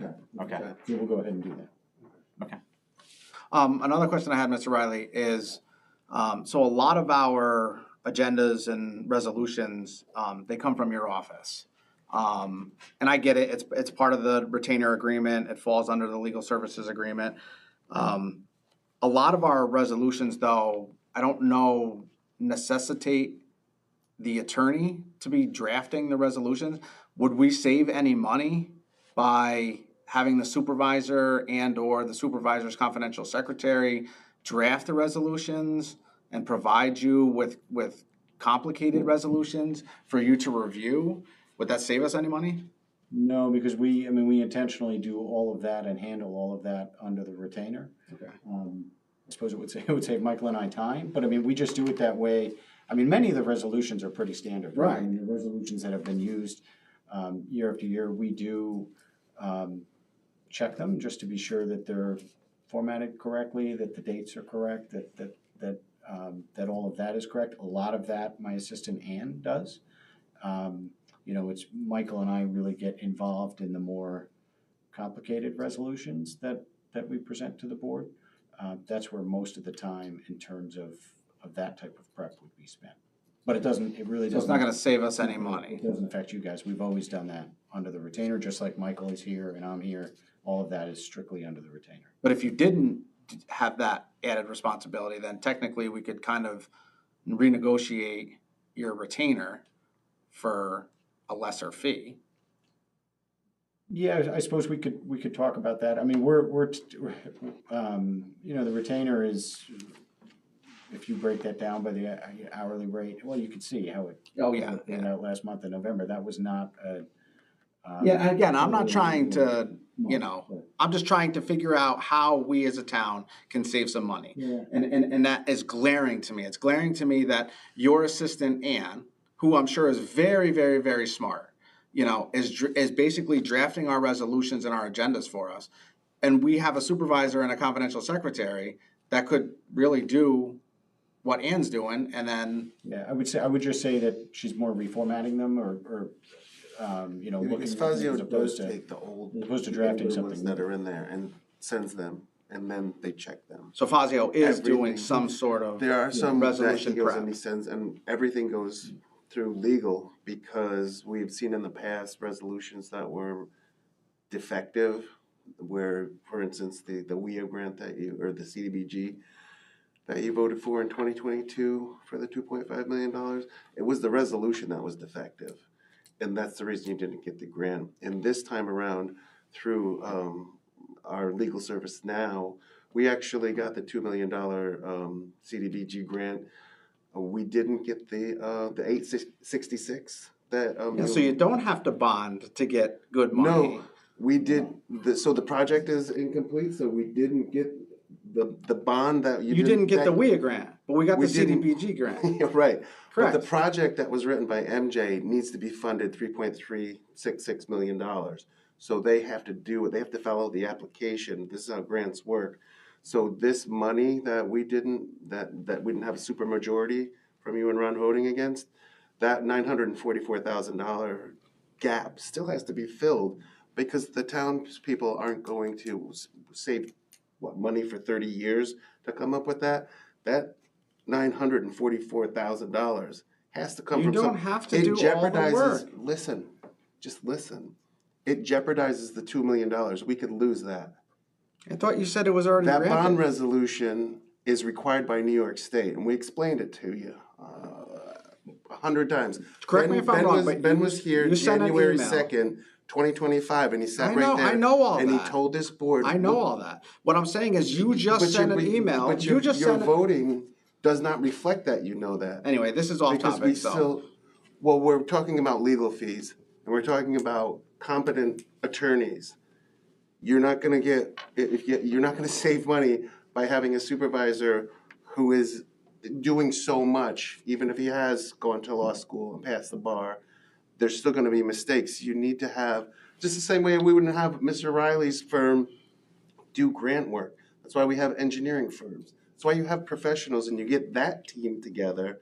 That's how a town functions. Now, if you want to save money on legal costs, then we'll stop doing truck traffic. We're trying to do huge projects that have never been done before. So you're If we're okay. going to attempt, You're I- okay, I'm- as the budget officer, you're okay with budgeting $80,000 and spending $124,000. That's okay. I'm answering your question. If you want to save legal fees, stop doing large projects. We have to go for the WIA grant for $20 million this year. And if we're not coordinated and vote in a competent manner that can accomplish these tasks, we threw $30,000 for the WIA grant that you guys voted against. $30,000, hundreds of hours of administrative work in my office, in Rich's office, and LaBerge's office was put into that. And we had said that over and over again. We are invested in this. I have no idea why you voted against it, but you did. Because I'm not going to take a bond resolution for a grant. I'm not gonna do it. And Right. it's proof that you can go for a grant for $2 million and you can get the grant without a bond resolution. That's a separate grant. No That's a kidding. CDBG. No kidding. But we still, Obviously, you're not understanding this. this is very much a tangent, but we should at some point have a conversation about the grant, because there are, you know, you received the $2 million CDBG grant, plus they have the 500,000 USDA Correct. towards a $3.3 million project, and so the town has to come up with the other 800,000. You guys have a better sense of the budget than I do. I don't think you have that in the sewer fund, and so it's going to necessitate some type of financing to be able to get the 2 million. And this is a bigger discussion because Ms. Grogan has to be apprised of all this as well. Right. Caught up. And it's gonna be 944,000. It's not the 866. We had that conversation with LaBerge yesterday. I think I wrote the email. Yeah. To you guys to try to bring you up to speed. These are huge projects. But this is And gonna if- take time. I mean, I was in the seat Anyway. here and it's took me weeks to We have a wrap my head resolution around. on the table. I was just gonna say, can we go back to the resolution? And, Mr. Riley, I love the fact that, and I don't mean this rudely, again, you're gonna get blunt out of my mouth. If we can't work on this budget, the fact that we give you 30-day notice, I have comfort in that. Yeah. So, just putting that out there. And also, when you do your resolutions for us, you obviously work with other towns. Is that like standard procedure and protocol with the other towns also? You do their resolutions and agenda? Yes, I mean, it depends on sort of which board I'm working with or the nature of how they operate. You guys are actually quite formal in the resolutions that you act on every month, and I don't think it's a bad thing at all, but you're quite formal in terms of the number of you know, actual physical resolutions that you're acting on, as opposed to simply having an agenda and making motions during the context of a meeting that then get reflected in minutes, right? And so it's somewhat of an apples and oranges comparison to some of my other clients, because they just aren't that formal in how they put together that agenda packet.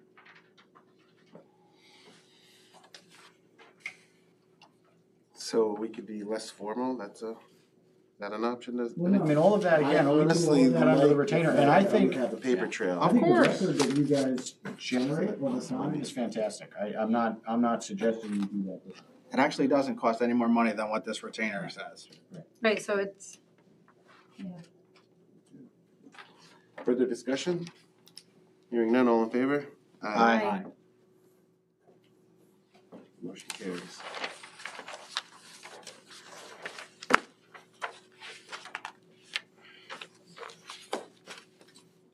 Steve, you want me to read this one Yeah, for you? just because there's a conflict Yeah. with that, yeah. Okay, yep. I, Councilmember Stott, offering the following resolution and moves adoption, whereas the town board, the town of Queens, the town, by resolution number 034-25, authorized the salaries of employees for the budget year 2025 in accordance with labor contracts then in effect and then budgeted amounts for positions outside the scope of negotiated contracts. And whereas after the adoption of resolution 034-25, certain clerical errors were discovered in the table entitled Employee Rates 2025. And whereas the clerical errors discovered included an unintended increase in pay in the amount of $1 per hour for deputy town clerk and an unintended decrease in pay in the amount of $1 per hour for the building inspector and code enforcement officer. And whereas the town proceeded to pay the employees who held those positions as originally intended throughout budget year 2025. And whereas the board seeks to clarify the record regarding this matter, such that confusion in the future is alleviated. Now therefore be it resolved that the schedule attached hereto and made a part hereof reflects the correct salaries and hourly rates for all employees as paid for budget year 2025 and is hereby affirmed by the town board. And be it further resolved that the town board of the town of Queens apologizes to the employees involved for the clerical errors and subsequent confusion, and sincerely thanks those employees for their continued service to the town of Queens. Second, discussion? So just for discussion, the deputy clerk is here. Do we want to ask her if she wants to comment in any sort of way? Sure. About? Yeah. Would you like to? Thank you. Yes, I would. Good evening. My name is Cheryl Slingerland, and I am the Deputy Town Clerk for the Town of Queens. On January 1st, 2025, the Town Board passed Resolution 034-25, Authorization of Employee Rates. It states S. Slingerland, Deputy Town Clerk at $24.90 hourly rate. Throughout 2025, I was paid $23.90 per hour. In March 2025, the Town Clerk advised HR and the Town Board of the discrepancy.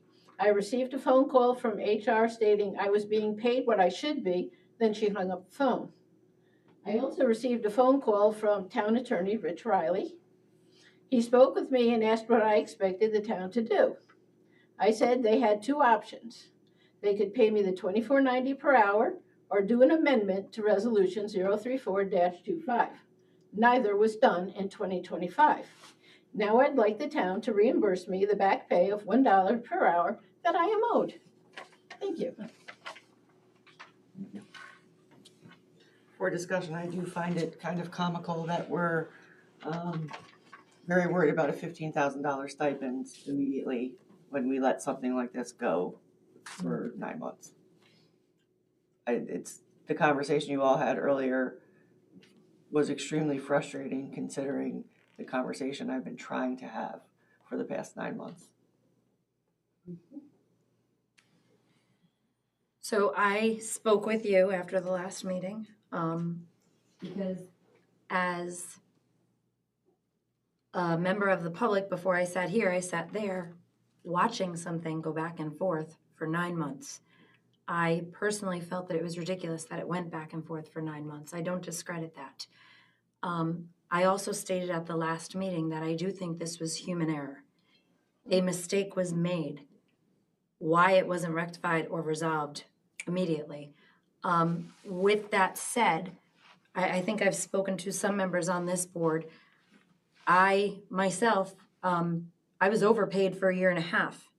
My job took my money back. It happens. So when it's on the flip side, it's also, people make mistakes. I don't necessarily know that this warrants the $1 raise because the budget stated on paper that it was that amount.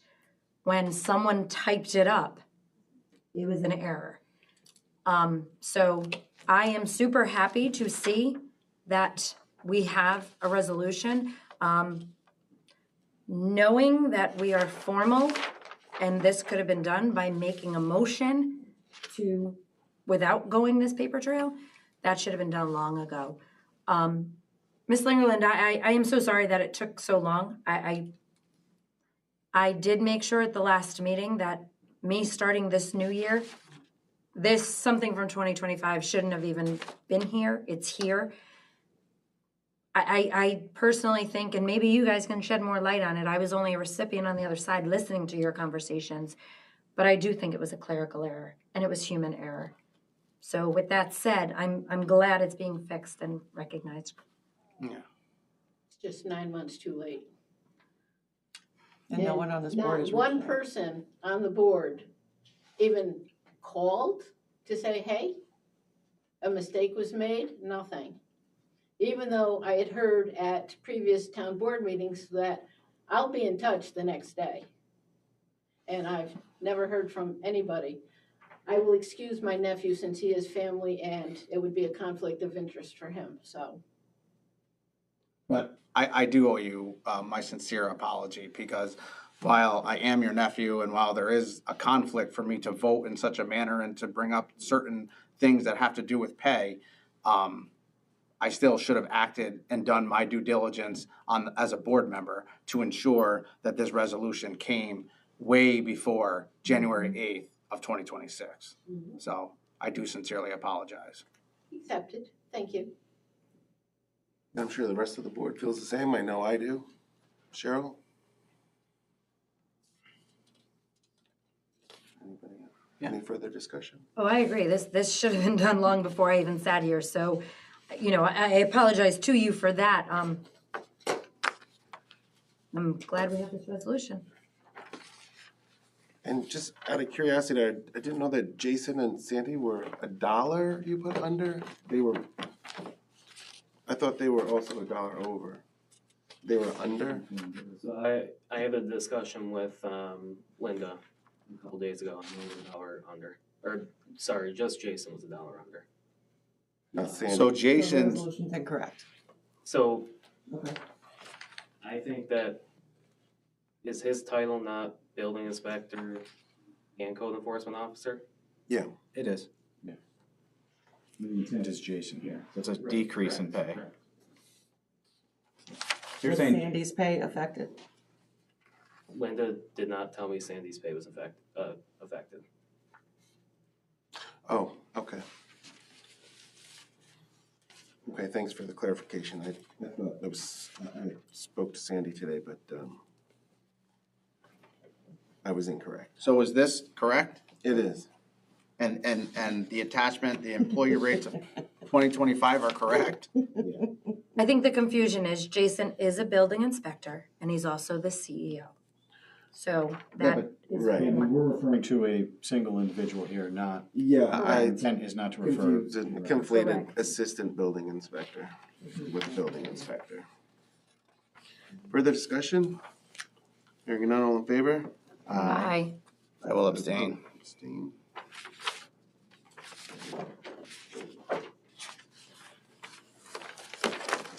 Motion carries. Upcoming meetings. January 15th is the PBVA meeting at 7. Our next meeting is on the 22nd at 6 p.m. And we also have a joint meeting that we just talked about for the 29th so far in January. And that's gonna be at 6:30. here, yep. Yep. Public comment time. if Before we anybody- go to public comment, I'm Sure. sorry.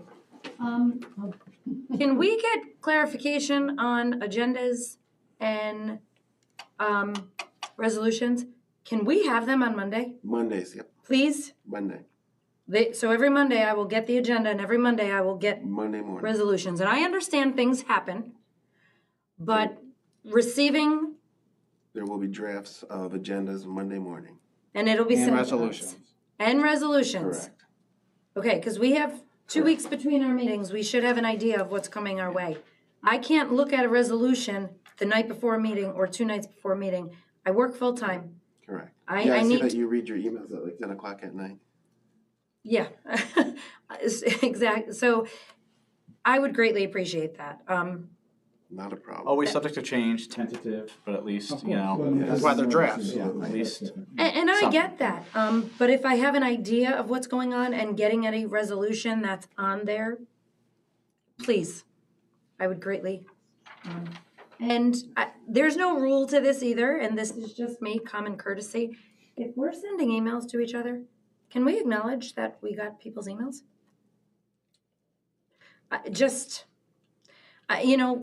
I know we can't always respond, but even a simple received, thank you, I'll get back to you.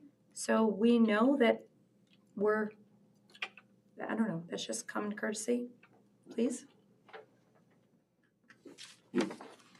I mean, absolutely, but also that's how I know when your emails come in because the read receipts. I get that, but But sure.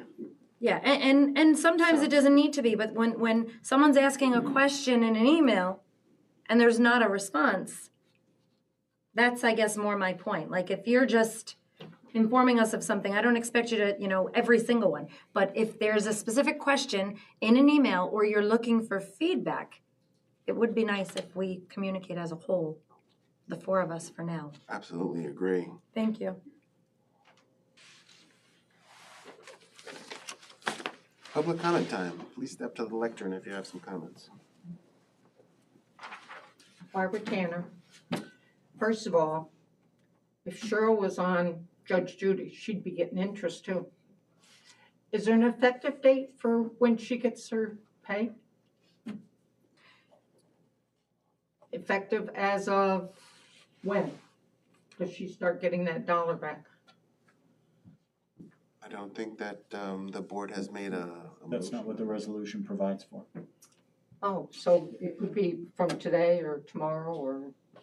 No, so the board, the board, Is recognizing a clerical error. And they will not be paying her. Okay. The other thing, the bookkeeper, that really bothers me. We're paying a bookkeeper and she doesn't feel good doing bookkeeping. No, I asked her if she was interested. We had a conversation about the town officer, budget officer stipend. And I think that her understanding is that there would be questions that she would have to answer publicly, and she's not comfortable thinking that way. So That's she what. prefers, she does her job and she does it well. And just to clarify, if somebody asks a question, why wouldn't the business office manager want to be budget officer? Because she works on the They budget. should be able to ask her that if she's an employee of the Correct. town. I'll use the example once again from highway and parks. There's a delegation of duties. Once again, Dan doesn't actually go out and mow the lawn. He delegates it. Sometimes he does, actually. yeah. So then there's the delegation of clerical duties from supervisor to the business office, and there's conversations with the accountant, between the supervisor and the accountant, the supervisor and the business office manager. That's how we work together. Clearly, the board is deciding that that stipend needs to go away, and further discussion is warranted. But just to answer your question, she was not interested. I agree with Ms. Grogan. She said she should learn how to do it if she's gonna be our bookkeeper. Okay, thank you. Well, with all due respect, I mean, because again, I think all of you are realizing if something is brought to me, I'm going to find out. I am most certainly going to speak to Regina because I also don't think it's fair that we're sitting here having this conversation saying that she's not comfortable or I have not spoken with her. So I don't, just to be fair, because I would not want to talk about someone, what they're capable Not an appropriate conversation. or not capable of without speaking to them. So I agree. and I just want that on the record. Sure. Because when I sat here and said, if the bookkeeper doesn't feel comfortable, those were not my words. Mm-hmm. So I will definitely be having a conversation because I don't think that's fair. But I think as the business manager, that's the business office manager, and that's her title, and that's what she does, I think she does a great job. And again, anytime that there's a budget transfer, anytime there's anything to do with money, I always reach out to her and I get an explanation as to where we are in the accounts. That's why I always know if we're in the negative. Then you could make her the budget officer. Well, we could, but we have that ability, or the supervisor has that ability. Right. However, if she's not interested and she doesn't want that, Yeah. then, we can't pressure her into doing it. We can't make her do it. But Okay, the other question I have, it seemed to me like department heads were contacting our lawyer without going through the board, Yes. and that's allowed? We're learning now that we want the department heads to go through the supervisor's office if they have a Exactly. question. So that will be happening. Yeah, exactly. They shouldn't be contacting a lawyer because they could be saying something that they shouldn't be saying. Okay, well, they have, Although, I mean, I think what we talked about doing is trying to I mean, we're going to focus really on constraining it. But as a practical matter, I mean, if the town clerk has a question, I don't know if it makes sense for her to have to contact the supervisor's office to then be able to contact us. I mean, we understand the commitment and the marching orders to sort of driving that down, but maybe I just want it to be clear. Yeah. I don't think that was the board's intent, right? That the town clerk quite honestly, Can't I'm contact us usually directly. contacted more for questions than I am contacting. Yeah, yeah, right. I You want me contact. to check with you every time? Not a problem. Yeah. Gotcha. And also, too, I think Candace has a somewhat different job in regards to FOIL, right? I mean, as FOIL officer and some other duties that she has as town clerk, I think it's different than some of the other department heads. You also have very itemized bills. Rich's firm does an excellent job of itemizing that bill. If you took the time to break down those bills, you could see what departments may be causing Yeah. an issue. Mhm. But again, someone on the board is going to have to break those down and decipher what goes where and where they think they need to cut. Sure. He gives you more than enough information to figure that out. Absolutely. That's why I sent you the January 2025, just as an overview. You can see clerk, sewer, code enforcement. And once again, day to day, these day to day things. If you all of a sudden, clerk's office, Jason and Keith are going to have a question for Rich, can I call him? Oh, and I don't expect that. I mean, there's certain things, when it comes to legal matters, I would assume, yes, especially glaring legal matters. Right. But, you know, and I'll just throw this out there as an example, if the building department has a question, I mean, there's also the planning and boarding's Right. PBZBA attorney. Absolutely. And I've seen on there that some of the conversations should have probably gone to the PBZBA council. So I definitely think maybe it's just clarification, or maybe. And the difference is that when Bill Kinnery gets a call from Jason Shimileski, Bill Kinnery is still making the $1,000 for that month, regardless of whether Jason called him 6 times or not. Whereas, depending on the matter that Jason's calling you on, will dictate and determine, how much Rich and his firm charges and what he thinks is applicable to the retainer and what is outside the retainer. Right. And does that happen? I know that he gets 500 per meeting. That's why you're under budget sometimes, because there's only one meeting, or maybe he doesn't come to one. For the past 5 years. I've seen his vouchers.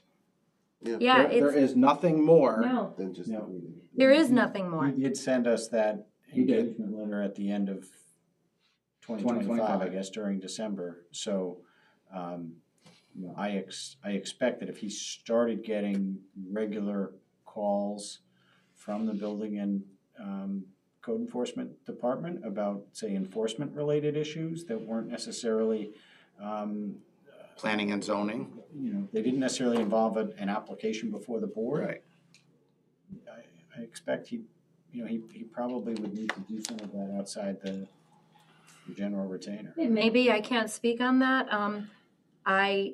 The reason I had asked is because I've never seen the vouchers. And I was a little nervous to see it because I've had many conversations with Mr. Kennery. So I was a little afraid to get some of those numbers for the planning board, but I never went over. And when Mr. Kennery and his firm joined, he joined at a very heightened, pivotal moment with that litigation that went on. Correct. And I met with him hours outside of our time. I spoke to him hours on, and our costs didn't go up then either. No. He came in at the time when somebody resigned. Correct, right. The PBZBA attorney resigned at the time. So Yes. It wasn't even like he was coming in and had he came in brand new and just ran with it. He did. And like I said, I mean, I met with him for 2 or 3 hours at the library to fill him in on what was coming in.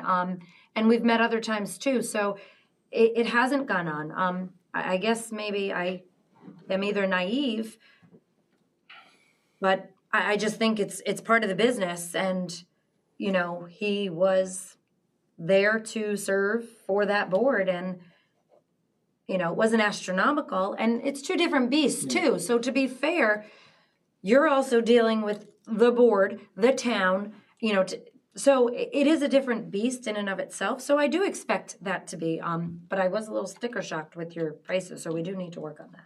I also think that's a way of cutting back on your expenses. Yeah, I agree. Any further public comment?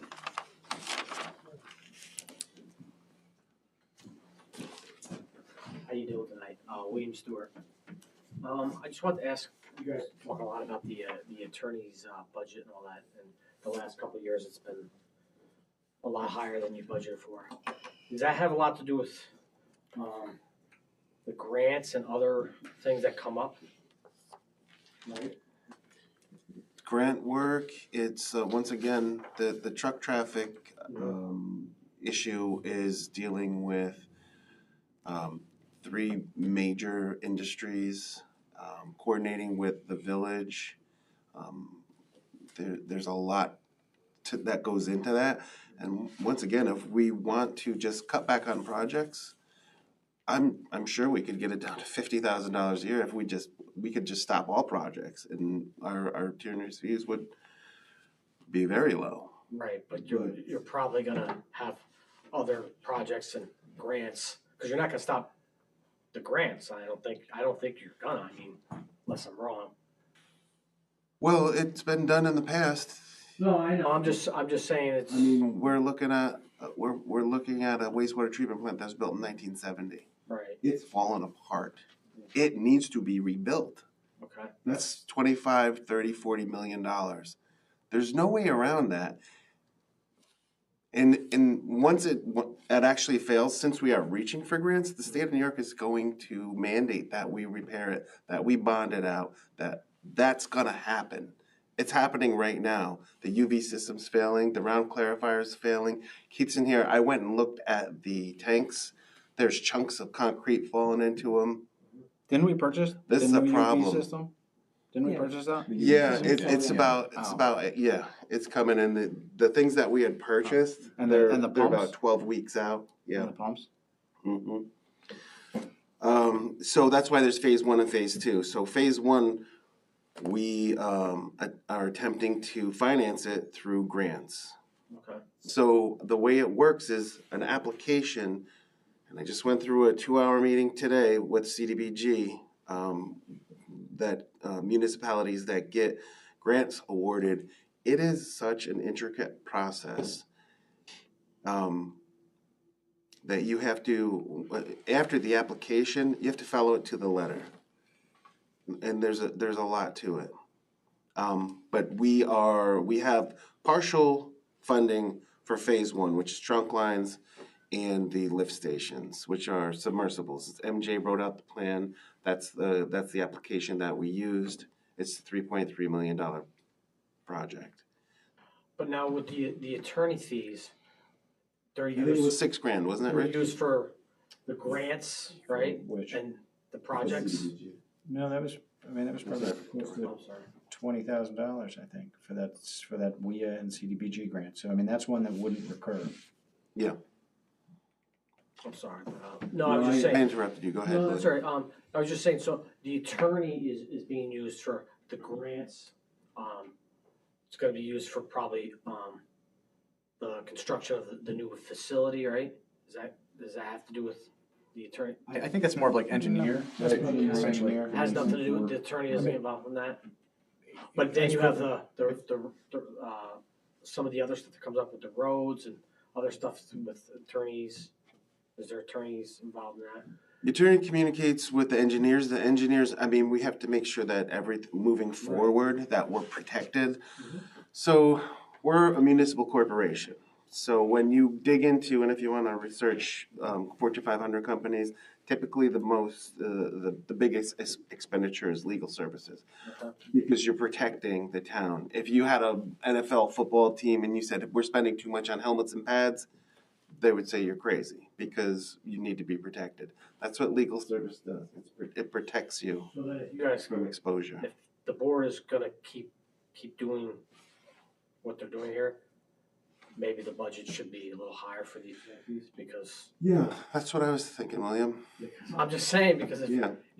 if you're gonna keep continuously with grants and other programs and other projects, that's gonna need attorneys involved, Well, and right? we're hoping that once we get to a point where the town is functioning properly and it levels out and we won't have these reoccurring costs and expenditures, that's what we're shooting for. That's the plan. That's the budget plan. All right, thank you. Thank you. Any further comment? I'd like to make a motion to go into executive session to discuss contracts and other appointments? Personnel issues? Yeah, personnel, thank you. I second that. No decisions will be made and we'll be coming back. We won't be We coming. won't be coming. I'm sorry. Well, we'll come out and we'll adjourn and all. We'll adjourn with that. Very good. All in favor? Aye. Aye.